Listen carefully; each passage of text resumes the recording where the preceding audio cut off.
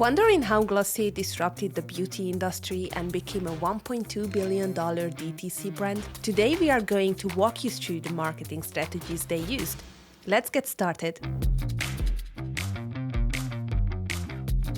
What's going on, everybody? I'm Kate and I'm the CRO expert at OptiMonk. In this video, I'll be revealing the 6 strategies that turned Glossier into a billion-dollar company.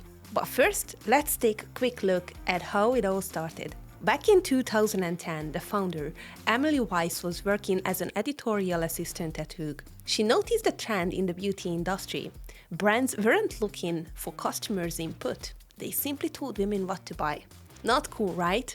Emily didn't think so either. She thought the beauty industry should involve honest conversations with real women.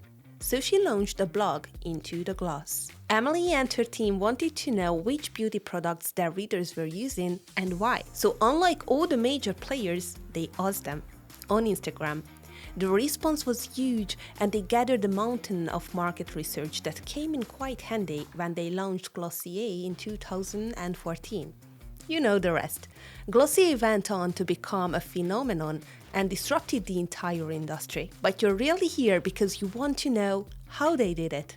So let's talk marketing. We've spent hours studying the specific strategies Glossier uses, and we've boiled it all down into 6 quick lessons that you can use for your own brand. At the end of this video, I'll also share my recommendations for how Glossier could improve even further. But first, the lessons. Here we go. Lesson number 1. Know your audience and build relationships with them. The Glossier team used everything they learned from running their blog, and they kept the lines of communication open with their customers. This snippet from their About Us page sums it up perfectly. We create the products you tell us you wish existed. And they don't just say it. They actually do it. One of their cult products, the Milky Jelly Cleanser, was created based on customer requests. They talk to customers and social media followers regularly, and they also listen to their feedback, so they can create products that customers actually need. Lesson number 2. Turn fans into micro-influencers. Glossier makes the most of user-generated content by reposting customers' posts featuring their products. That means they are constantly checking what people post, which is a great way to stay connected to their audience and ensure a steady stream of new UGC. The best Instagram post creators even get invited to become ambassadors for the brand, and they get a unique promo code that gives them a percentage of a sale every time someone uses their specific code. This tactic has worked wonders. 70% of their online sales and traffic come from peer-to-peer referrals, and 8% of those are linked to their Instagram ambassador efforts. Lesson number 3. Focus on branding. Branding is another key pillar in Glossier's amazing strategy.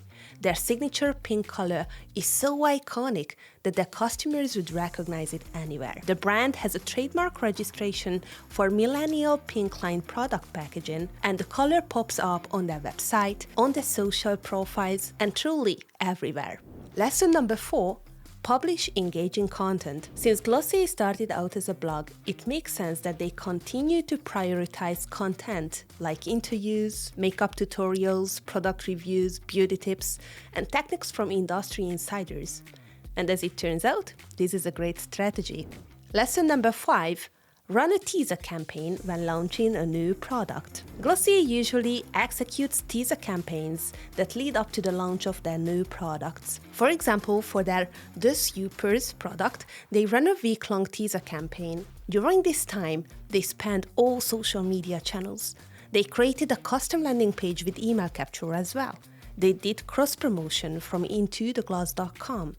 They used brand advocates to create hype around the product. And they even ran a Reddit sweepstake. So next time when you are launching a new product, keep in mind that you can do so much more than just send out a few emails. And finally, lesson number 6, provide an amazing user experience. When you visit the Glossier website, you're instantly drawn in. It's clear that the team put tons of effort into optimizing the user experience. A few places they shine: brilliant branding, plenty of reviews and social proof, and an interactive skincare quiz that helps visitors find the right products for them. These are just a few things I love about the website, but I highly recommend that you check it out yourself to get some inspiration. Alright, now, as great as the website is, there are a few things that could be tweaked to improve the user experience even further and drive more conversions. Here are my suggestions. Suggestion number 1. Glossier uses an email pop-up for non-subscribers, which is great. But the pop-up is displayed as soon as you land on the website, and it shows every time you visit until you sign up. Let's be honest, this is why many people think pop-ups are annoying. But with today's technology, this just shouldn't happen. It's easy to create a user-friendly pop-up that doesn't annoy visitors. First of all, I'd suggest setting a frequency cap to control the number of times a user sees the same pop-up. Also, it's worth using a minimum time spent on the pages as a setting. I'd also suggest using an exit intent pop-up, to be honest, with a teaser instead of a welcome. After all, visitors are more likely to sign up once they've had the chance to browse the website a bit. Suggestion number 2. The skincare quiz I mentioned earlier is a good strategy. It helps users to find the products they need without much effort. But it could be improved with just 2 simple changes. 1. Once someone fills out the quiz, Glossier should ask for an email address so they can personalize future communications. And 2, they could use the visitors' responses from the quiz to make product recommendations on the website more personalized. And finally, suggestion number 3, there's a little bar that promotes their offer at the top of the page, and it looks awesome for the second or 2 that I spend at the top of the page. So why not make it sticky so it becomes a constant reminder for visitors while they move around the site? Alright, that's all for today. I hope you enjoyed this video and learned a few things that you can use for your own brand today. Thank you very much for watching it, and don't forget to like, share and subscribe for more videos. See you next time.